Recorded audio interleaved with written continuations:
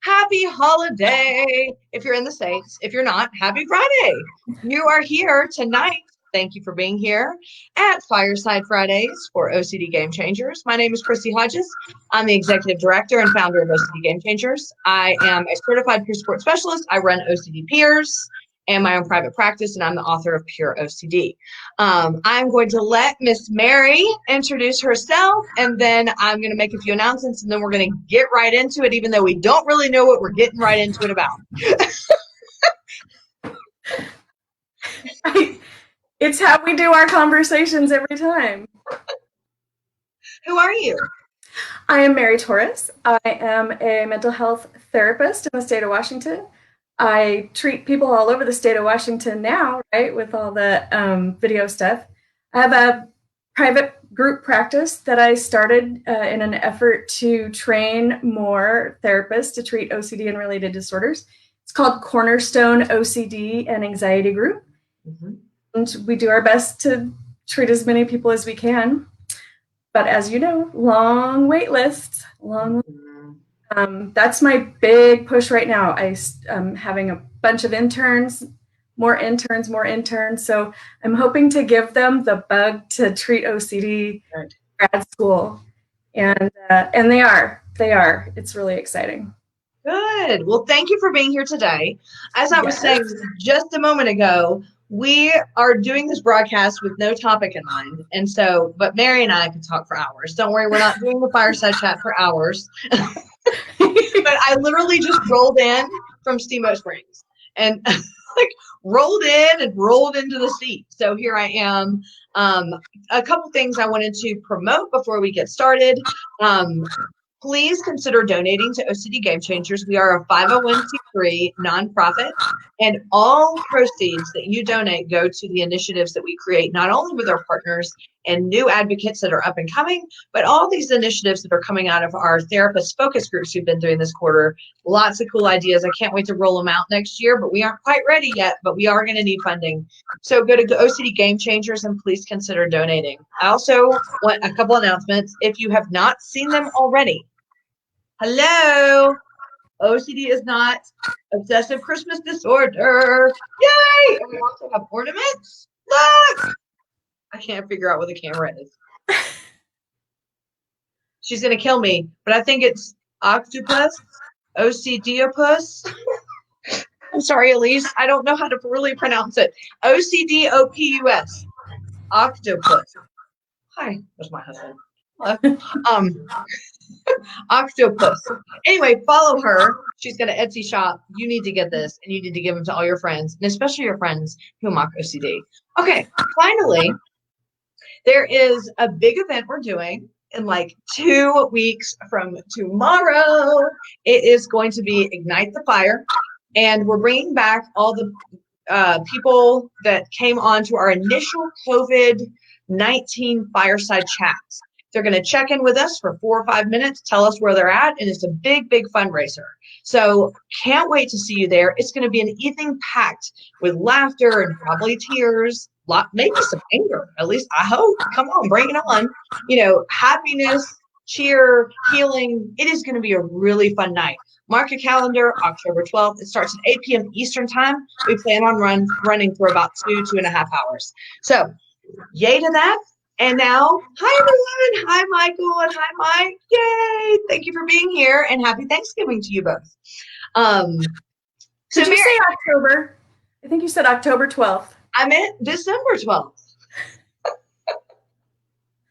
It all runs together. What month are we in? Okay. I could have heard it wrong too. I don't know. 2 weeks. December 12th. 2 weeks from tomorrow.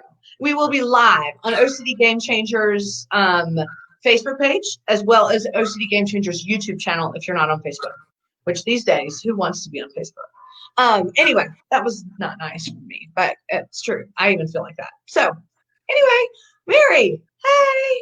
Chrissy, do you have OCD Gamechangers on Amazon? What's it called? Why can't it Smile? To make money? Yes. Okay, we'll talk later. Okay. And then I can give you money every time they buy something on Amazon. Oh, okay. Well, Here we go. We'll talk Let's about that do after. it. Yeah. Any other ideas y'all have? Just bring them. This is how we roll. Mary and I talked about today, and we actually started talking about it and had a great conversation going, and then I was like, wait, we have to go live. So we wanted to talk about having OCD during the holidays in the era of COVID. So right now, I think it's super cool. We have a therapist and we have an advocate, someone who has OCD. And so we can talk about the experience from both of our perspectives, what people might be struggling with, and any tips, any helpful advice, any suggestions that we can help with. So Mary, I'm gonna just open it up to you and tell me, like, as a therapist, concern for you and your family and or for your clients, what are people going through right now as we enter the holiday season? I think the holidays bring tons of stress for everybody, normal time and not normal time, right? So under COVID, we're locked in, we're getting more lockdown orders, right? So this was a big blow for people to have to not gather together for Thanksgiving. And it might have been something that they were looking forward to, is, finally getting out of the house and seeing family they hadn't seen for a while. And then we go back into lockdown. So, being responsible and not seeing family, or at least the family that may be under bigger risk, then that just adds to our stress and adds to our stress. And so really, when very well, when the stress level goes up, your topics change, your obsessions are increase. If you're not paying attention because you don't have as much time and you're not doing as many exposures, then you're doing more compulsions. And so I get a lot of return clients coming back who are, in remission or doing really well on their own, and I'll get calls. Hey, I need to get in. And it's hard because, like, this week I smashed 4 days of people into 3 days. So I have less time to see people during the holidays, just like everybody else. And then I get more returning clients or more new client requests. So it gets busy for everybody. And I think managing and maybe thinking about before these stressors come up to kind of bump up your exposures and be ready for them and get back in the game a little bit and attention to what's triggering you. Mm-hmm.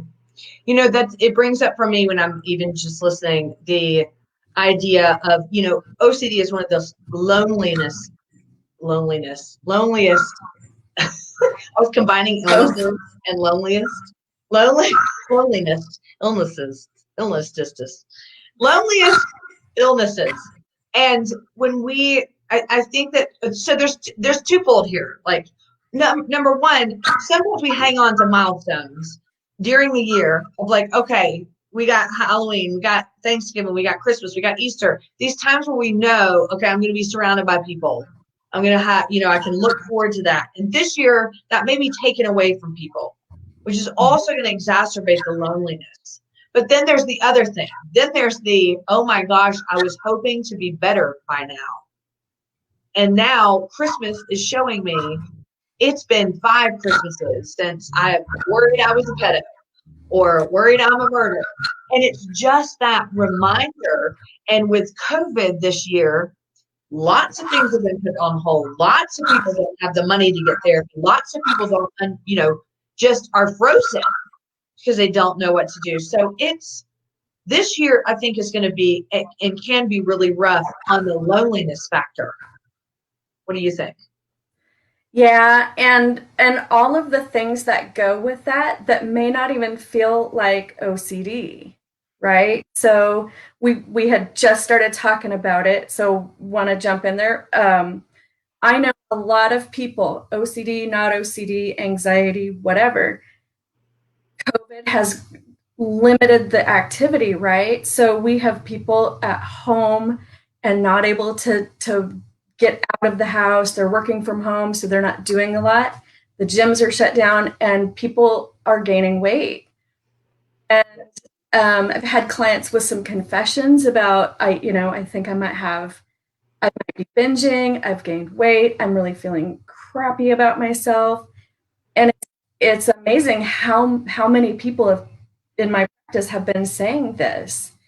And it really has got me thinking a lot about OCD and eating disorders and body image and shame and guilt and all these things. So, then you forgot to add in New Year's, which is when we all start our resolutions, right? And so along with everything else, thinking, oh my gosh, I didn't even think about my resolutions after March because we were shut down and so much there. Something. I'm so glad you brought that up. I think it's, and hi to everybody here. Jackie from Sydney. Hi. Deirdre, thank you for being here. Thank you all for being here. We're talking to Mary Torres tonight. But I'm so grateful that you brought this up. We were talking about this before, but I'm actually going to do a video on what is it, BDD and body image, because right now this is so prevalent. And we were saying before, Mary, that this is something people don't want to talk about, whether it's related to OCD or not. This is a tough topic. This is a topic that people are scared to bring up because they don't want to feel vain. They also don't want to bring it up because it brings the reality of, yeah, I've gained 10 pounds. I've gained 20 pounds. I noticed a difference in my body and it's shameful.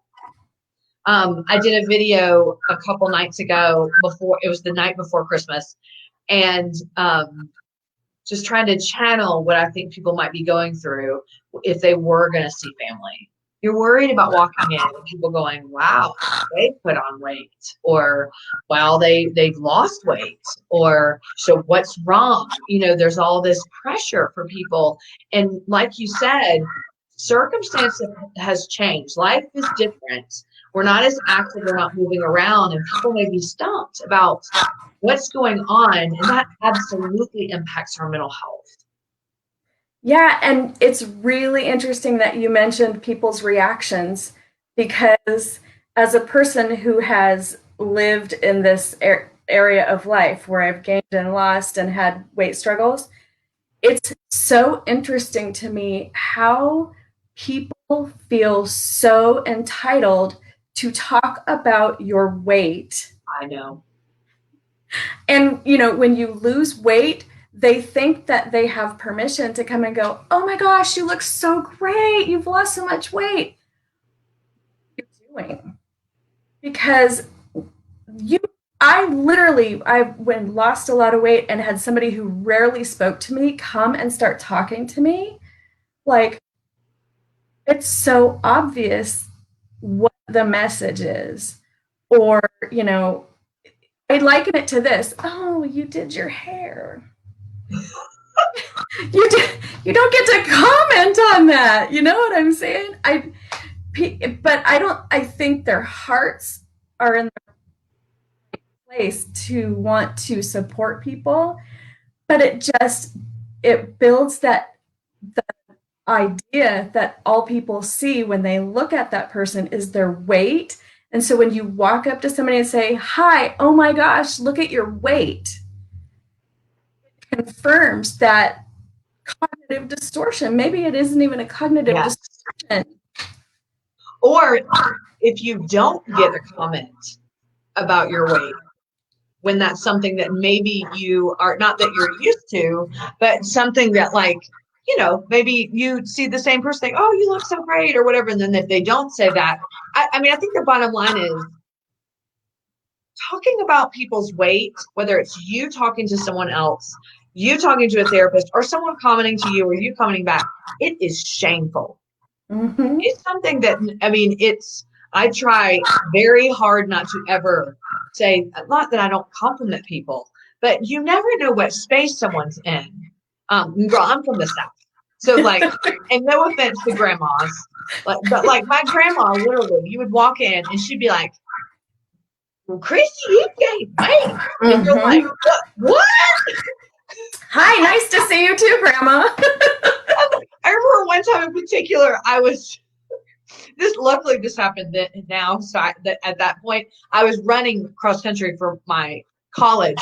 So we were running like 60, 70 miles a week at this point because it was just like heavy training. So my legs were big. And I walked in and Grandma BB, rest her soul, and I love her.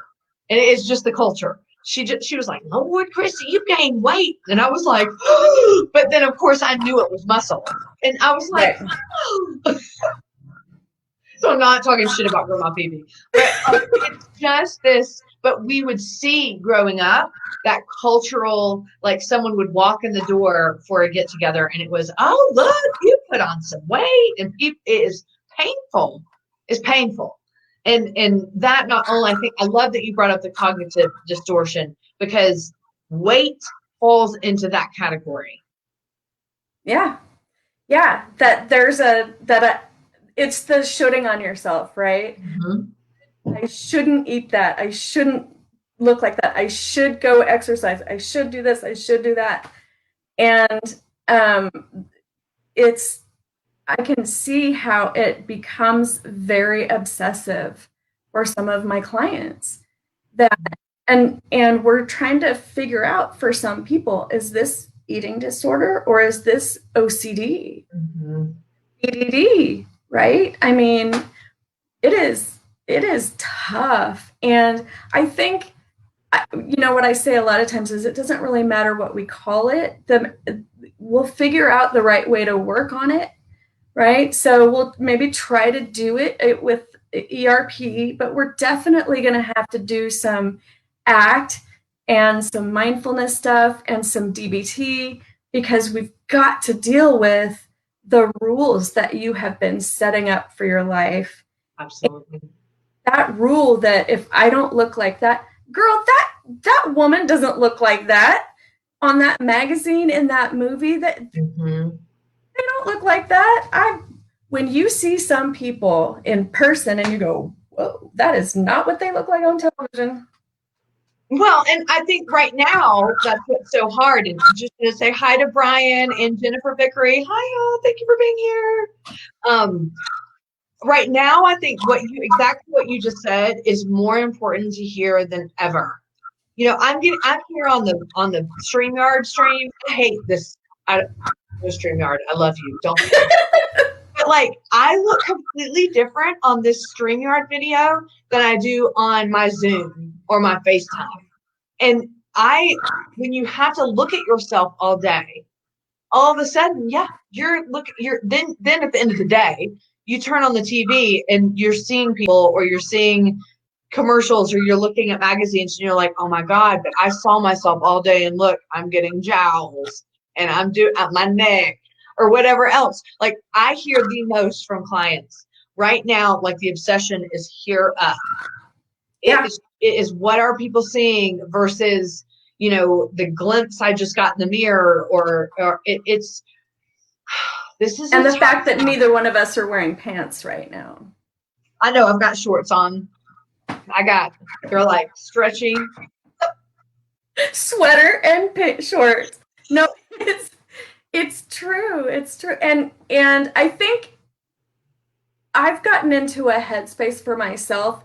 Maybe it's because I decided to stop coloring my hair, go natural, love my gray.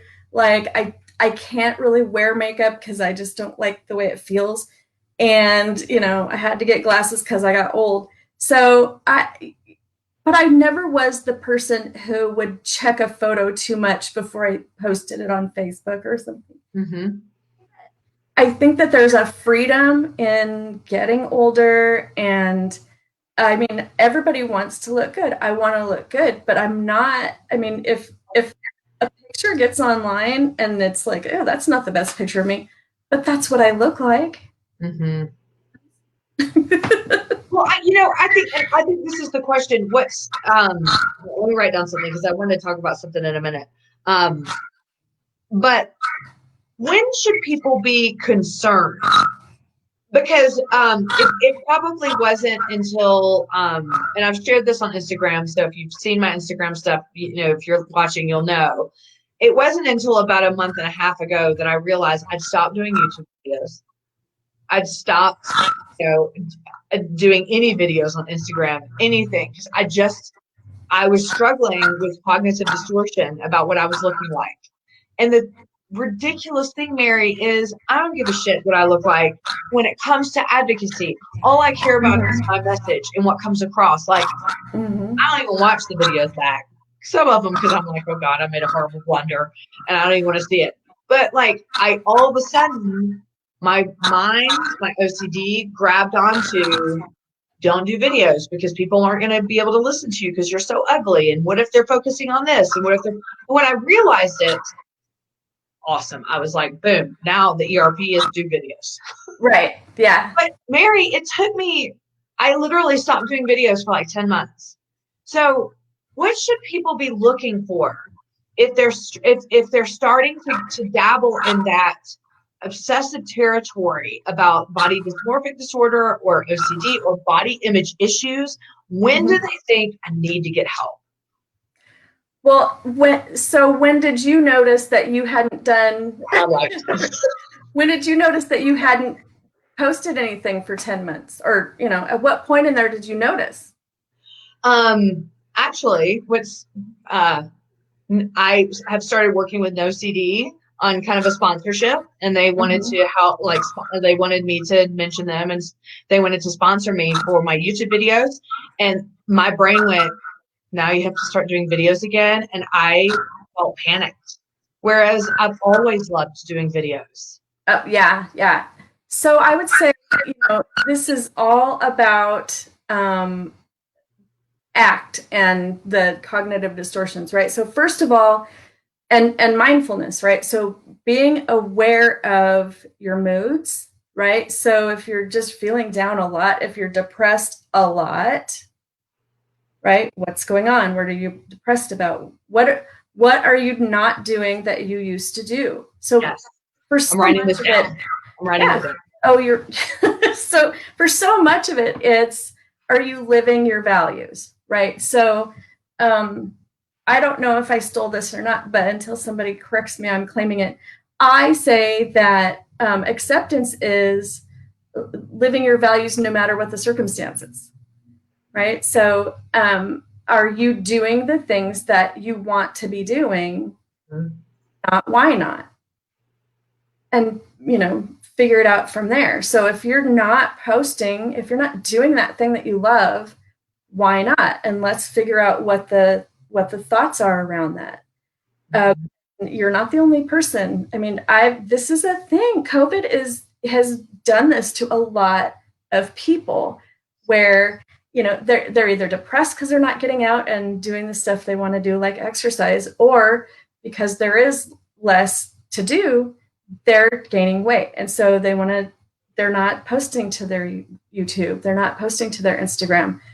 So, what is just noticing, first of all, it's so much a part of mental health, right? Noticing. And then what are the thoughts? What are the feelings? What's going on? And living, what is keeping you from living your values? I got it all down. Well, the other thing too is this is where you get in this kind of ping pong back and forth, and this is that ruminating kind of OCD, right? Where my values aren't just to be posting to my YouTube channel, but my values are also to be healthy and fit. And so if I'm not healthy and fit, how am I supposed to post? And I'll feel and look like a hypocrite because I'm not doing my things. Go eat, and then yes. So I like this discussion because it gives me a little bit of perspective. My values are connecting to my community, 100%. I love it. It brings me joy, and I didn't even realize I wasn't doing it. And when I did realize it, then the shame came on. Then there's the shame of first of all, then it was, I can't believe you didn't do this because you think this, which was tough. Because then the shame was so big, I didn't even want to talk about it. And I said this on my Instagram video, and I know a lot of people say it. well, what if it's not OCD or cognitive distortion and I'm just ugly? I'm just ugly. Like, and that's fine. Like, whatever. But that gets in the way too. The same as if I am worried that I'm going to snap and murder Sean. What if I really don't have OCD and I really want to kill him? You know what I mean? So there's so many layers, I feel like, to this. But I do want to transition to this. As you were talking earlier about the act and compare the stuff, a big word came to my mind. Comparison. Yeah. Let's talk about that, because right now, when we're all isolated here, and then we've got, like, I went up to the mountain, saw some of my friends, and there was something in my head that went through of like, oh my God, what if they haven't changed and I've changed and I'm the only one? And then you see people online and you're like, oh my God, like, they don't feel or look different. So when we start comparing ourselves, and that's when things really get ugly. Let's talk about that a little bit. What are your thoughts? Toxic in every way at all times. But this is like the era of comparison, isn't it? Yeah. Everybody's online. Nobody's outside doing stuff. I mean, they are, right. But you know what I mean? It's different. Now it's like, who's adapted and who's adapted healthily and who's like standing up on their computer, walking on their treadmill at the same time. You know? Yeah, I mean, this is where these things really, really just, when the thoughts are obsessive, it's so difficult because, we have to go back to, and why I love ACT so much is we have to go back to your values. I think we have got to really think about what our values are all the time, honestly. What are my values? And most people who find themselves in this situation would say, looking like a model and, comparing myself to other people, comparing other people, judging me or other people, it's not my values. That's not my values. Yep. I don't want to live that way. Yes. And so, but I'm so stuck. And this is why exposures are so critical, because I get out of practice with my exposures, then I will get caught up in the rumination and the what ifs and that back and forth thinking where it doesn't matter. So, you talked about, what if? Answer to what if, this is why I love John Grayson so much. What if? Well, you're still going to have to learn to live a happy life, even, right? Even if you're 400 pounds, even if, I can't ever exercise, if I'm handicapped and I can't get out of bed, I still have to learn to live a happy life. So, and the joy comes from living your values. So I have a question for you, because I think that this might be on the minds of people that are listening, because I've always wondered this. I kind of innately know.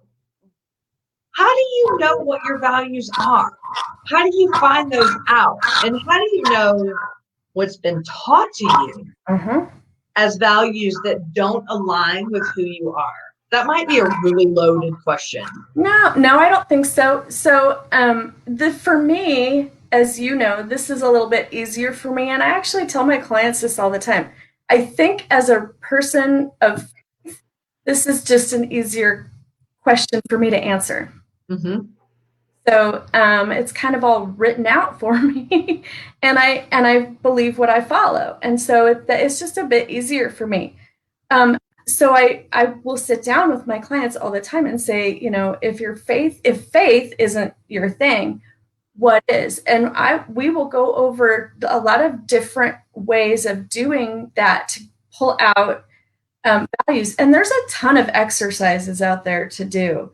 One of them is the ACT values compass. And what I do with my clients is I ask them, you want to do it really quick? I'll do it like 2 minutes. Oh, you're with me? Yeah, I'll show you what I mean. Yes. And a train's going to go by, so that's really exciting. I live by a train too. What if they went by at the same time? This is my what if to my clients. I accept the fact that the train could derail. Have you ever seen Super 8? Oh my God, I think about that scene all the time. And the train's going to come into my house. It's so funny because I never thought about it before I bought the house for my office. And then it was just, will clients, will it bother them? And then I had to come up with something that I accept, and that I never thought about. Like, well, the train could derail. Oh yeah, I'd be dead too. We're in the same boat. So, okay, so compass. Okay. Tell me about a time. I'm nervous. Don't be nervous. I'm going to write it down too. So this is exactly how I do it in session. Okay. Tell me about your favorite memory from elementary school or junior high or school or something. Favorite memory from elementary school. You know what? Well, it's before OCD, so that's I loved square dancing. Tell me about it. Well, when I look back, and I even knew this then, I felt lucky that I was someone that got picked. You know what I mean? Like, some people didn't get picked, and I got picked, and I always felt loved because I felt like I was always someone that got a partner that picked me. Is that selfish? No. But I always felt so sad when people didn't. And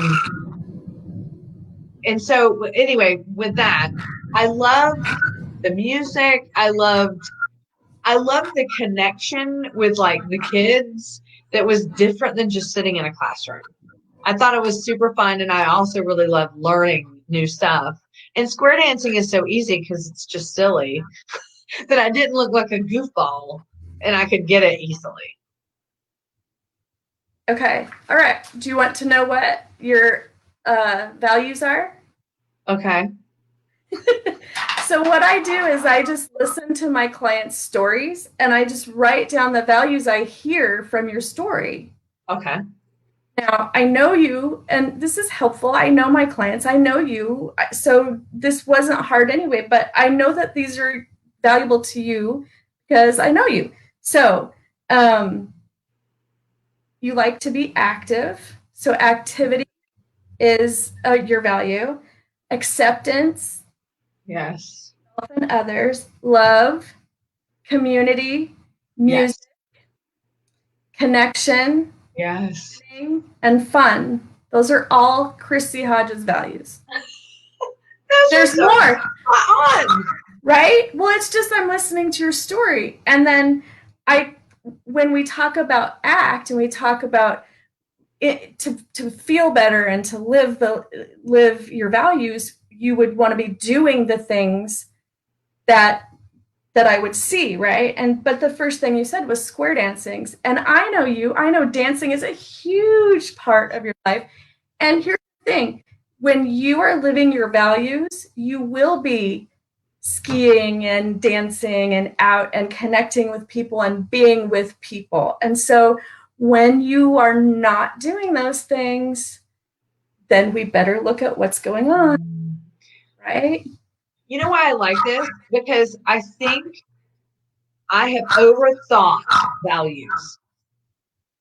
I have overthought them to, I've got to like get a pencil sharpener and shave this down to like my most, in basic and important tenets of life. That's not what it is it? Mm-mm. It's not that they're not important and just surface level, but I didn't realize that those things that I just like doing every day are value based. Mm-hmm. Oh, wow. Yeah. And so, when we do that values compass in the ACT worksheet, we look at the things that we don't value, like fear and anxiety and loneliness and sickness and trains, and I hear it. and so some of these things are thrust upon us and we can't help them. But what do we do when we're not living our values? We do compulsions, we yell, we drink, we eat, we shut down, we move away from people. And so when I'm doing the values compass, all my clients will laugh because I always take a brown marker and I go, I take it and I go, these arrows, right? And I say, that's the toilet. We get stuck in that toilet. I'm obsessing, I have anxiety, I'm lonely, I eat, I yell, that's, and then when I feel like that, I feel shame, and then I shut down, and so I'm stuck in this toilet. But what I have to do is notice what's going on with me, and then I go up to those valued things, the things I do when I'm living my values, be with people. Yes. Actively sing. Mm-hmm. Yeah. And here's the biggest cognitive distortion of all, in my opinion. We think we have to feel better in order to do stuff. And it's not true. We're not going to feel better until we're doing stuff, whether it's anxiety or depression. This is an old depression thing, behavioral activation. Do something, you'll feel better. And I know it's not that easy because when you're depressed, it's hard. But do something, do one thing, get something checked off. And it's the same with anxiety. When you're anxious, you're like, I can't go do that. You have to. You have to go do it. I wrote that down, by the way. I'll probably quote you later. I love hearing this because to me now it's kind of reframing our whole conversation of most people's values are going to be moving, getting up, doing things, that's because I was thinking deeper on the values piece. Now I'm seeing, oh wait, no, like values can be, this is what I do every day, this is how I can, whatever. I mean, I go to the post office and connect with the post office once a week. I go here and smile at the cashier, and now we can't do that because of the masks. So these are some of the things that COVID is taking away. And that's why so many people are struggling and getting into the toilet and getting into the shame cycle. So let's, we're going to come up on time here soon, but let's talk about some of the things we can do then. If we are falling into some of this stuff, in the era of COVID, especially with the holidays right around the corner, what are some things, even if they're little, that we can do to start reconnecting with those? I'm going to start because I want to tell a little story. So it was probably about 2 months ago, right before my metamorphosis, when I woke up and I was like, oh my God, I'm not doing my videos or whatever. Well, I have, like my husband and I both have we've gotten older in the last few years and we've gained some weight. And you know what I mean? Like, it's not like when we first met. And I did not talk about it. And I was also compounded with OCD and an injury. I wasn't exercising as much as I could because OCD had flashed, whatever, all that shit. And I finally broke down a couple months ago and told him, I'm struggling with how I'm looking. I'm struggling with how I feel in my body. I can run now, but you know how it is. Like when you start back at 43, it ain't like when you were 25. I'm sure he was really mean to you about that too, right? Yes. He was like, you're ugly. No, I'm just kidding. Well, what he said was, I feel the same way. Mm-hmm. And it not only, I never thought, I look at him and I just see him. I don't look at whether he has a belly or whatever. I'm like, whatever, that's my husband. Love it. And, but one of the things that's happened since then, and so this is kind of like the tip I'm going to give people. We joke about it all the time now, even as both of us acknowledge how we're feeling about how we feel in our own skin.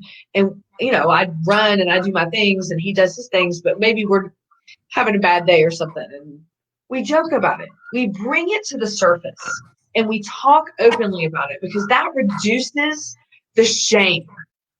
The fact that he and I can talk openly about how we feel about our bodies, the shame is gone. And I never thought I would be in a position to talk about it and it would be okay. So my advice would be find somebody who gets it. Talk to them about it. You don't have to joke about it. But like, be able to have a conversation and just say, I feel this way and I need you to just listen and validate that it's okay to feel this way, because that helps also with motivation. Peer support can help.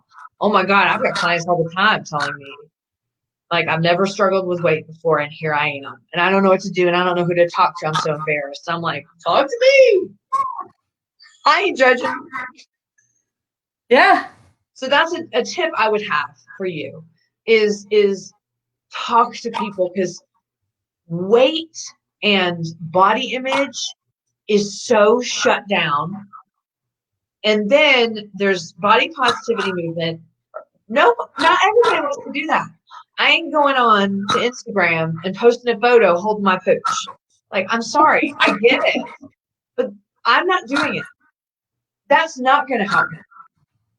And doesn't the OCD mind say, well, you can't do that because that just means you're giving up, and you're going body positive because you don't think you can lose weight anyway, and so you're just.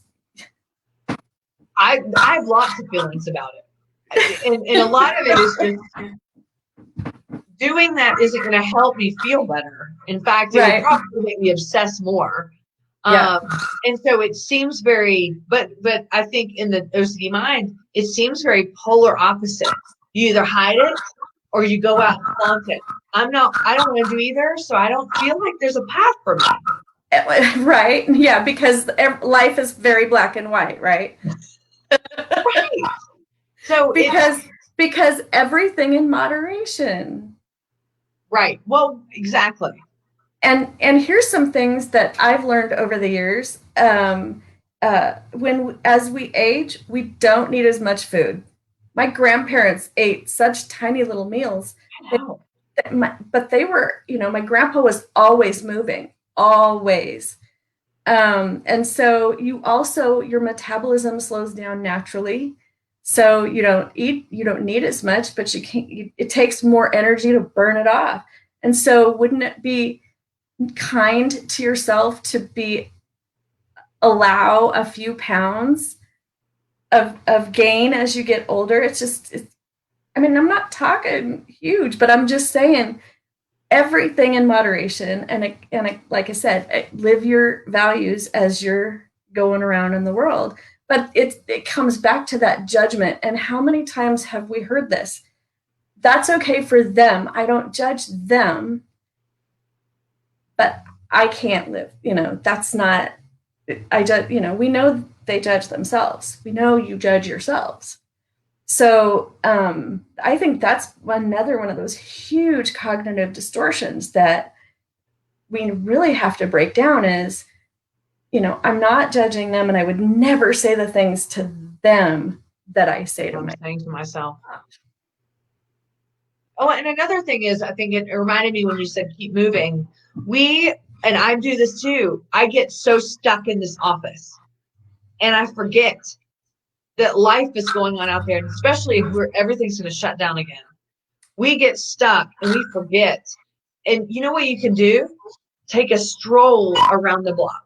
Go down to the drugstore if you're in a city. Go down to the, wherever. Just walk and see people. Remember what it's like to see people walking, and then come back in your house, and it might feel refreshing. Take a stroll around the neighborhood. Go for a little quick hike up a hill. Get the heart pumping for you to remember your blood's still pumping through your veins. You're still a human. There's still people out there. We're forgetting that. Yeah, I know. I'm really a highly internally motivated person, and I was pretty decent at the beginning of the shutdown in March and then April, and then I was going insane. Waking up and 3, 4, 5 days not taking a shower because you can't tell on video, and yeah, and I was not myself, and I started getting really, really down. And for myself, I noticed it was bad when I was losing motivation. yes, And there's always so much to do in my practice, just because I'm always expanding, and so when I know I have a billion things to do and I'm not doing anything, I had to come back to the office. I could not stay. Now, I'm very, very grateful for the fact that I own my own business and call all my employees back, but I was able to get out of my house. mm-hmm. It was not going to work for me to stay at home.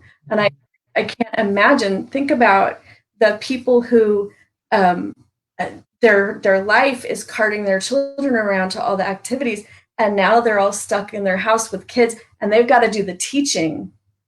Mm-hmm. Oh, I mean, it's been crazy. So I don't know. I don't know what the holidays are going to do. You add to it, Chrissy, I'm kind of veering here, but thinking about the economy and how the work has slowed down for so many people, and now Christmas is coming, and I might not be able to make my mortgage, let alone go out and buy Christmas presents. And if you're putting a lot of weight on Christmas being something that can pick up your mood, and then you're feeling bad about doing that, I mean, add to all this. And for some of us, eating is our coping skill. Mm-hmm. And so when we're here, and then it's snack time anyway when the holidays roll around, and then this year, I mean, there's just a lot to it. And I think all the more reason, and then we'll get final thoughts, but all the more reason to reach out to people and tell them what you're going through. I think exactly the stuff you were just talking about, everybody's facing something different or a lot of things at once. But literally, this is one of the real times we can say you were not alone. Like, not that saying it before wasn't real, but this is, people are just the degree of uncertainty going into 2021. People are scared. And if people are scared to talk about it, you might be a welcome conversation if you bring it up first. And, we know that connection heals. Connection, is a lifesaver when it comes to things like addiction, loneliness, isolation, things like that. Connect with people, check in on people. If you haven't heard from someone in a while, and you're feeling lonely and not motivated or whatever, make a list of people you can just check in on. And you bringing that connection to them might bring joy to you and give you motivation. There are little things, basic things I think we can do in our own community, not nationwide, because sometimes when we get global, we get scared. But like, what can you do in your community? Can you go volunteer? Can you, help hand out food at a food bank? What can you do to help reconnect your community and feel energized? Because sometimes even just knowing you're part of something, even if it's just right next door, can just really help. So final thoughts from you. If people are just feeling down and scared, this kind of going into December, what advice or suggestions could you give them? I would say, if you are in therapy, remind your therapist, because a lot of times we get, OCD, we get in homework, and remind them, hey, I've been really depressed, or I've been super lonely, and bring it into therapy. If you're not in therapy, like you said, reach out to other people. It might be a good time to connect with Chrissy to start some more peer support. Mm-hmm. And I mean, Chrissy, we need the peer support. You cannot rely on the amount of therapists out there, because Right. we're so overwhelmed, and we need the peer support. So it's part of that advocacy. Advocacy is such a critical part of recovery. And so if you might not feel like you're called to do peer support, but maybe start a goal group or something. But I'm telling you, doing something, you are going to feel better. Do something. Yes. And you can also connect with OCD Peers. We run groups every single day, $35 a group. Community times and AMAs are $10. So check our calendar, www.ocdpeers.com. Come join us. Be part of our community. Connect to others who get it. And thank you for that. It is true. Peer support is so valuable. And connect to our OCD Gamechangers community. Come join us on December 12th. On Facebook, OCD Gamechangers Facebook and YouTube.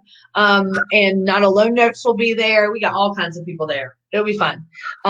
Mary, thank you for being here. It's always so fun to hang out with you. Yes, you do. You're awesome. And thank you, everyone who is here. Thank you so much. I see lots of people commenting. So appreciate you and your support.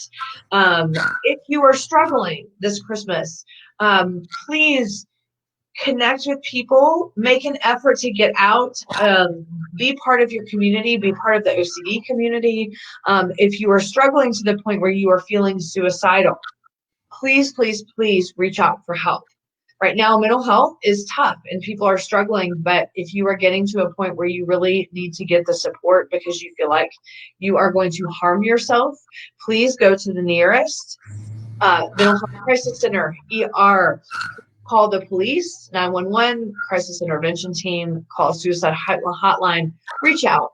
So many of us have been there and we get it and we want to help and connect with you and get you to a place where you feel like you can get the right support to get better. This is going to be a tough season for everybody. Remember, you starting up a conversation could change someone's day and change their life. Let's connect this Christmas and do our part to feel like we are a more connected and supportive community.